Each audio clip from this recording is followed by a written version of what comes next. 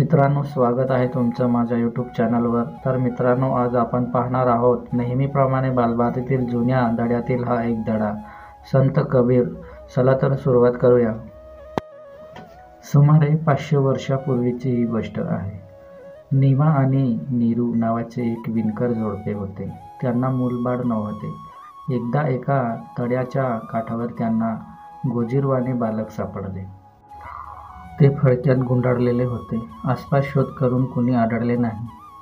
शेवटी नीमा आणि नीरू त्यांनी ते बाळ उचलून आपल्या घरी आणले आणि त्याचे नाव ठेवले कबीर. कबीरचे आईबाप कोण, कुठले याचा उलगडा कधीच झाला नाही. त्या विणकरच्या घरीच कबीर वाढू लागले. ते रानात शेळ्या चरायला नेत, घरात कापड विणण्यात मदत करत. कापड विणता विणता देवाचे नाव घेत, गोड गड्याने भजन गात. लहानपणापासूनच कबीरांना वाटे, आपल्याला कोणीतरी गुरु भेटावा आणि त्यांच्याकडून आपण ज्ञान लाभावे.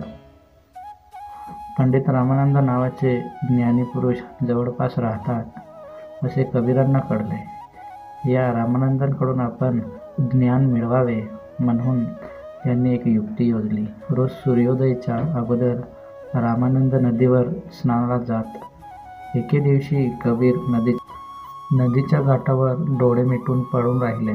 रामानंद नेहमीप्रमाणे पहाटे नदीवर स्नानासाठी निघाले.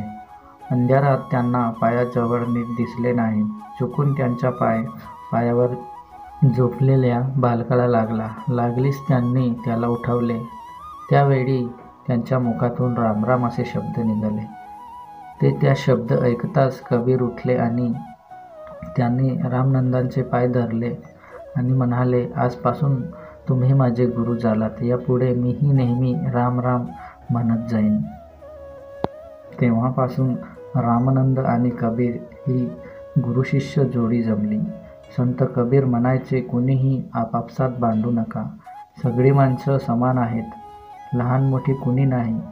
कबीर देवळात जायचे, मशिदीत जायचे.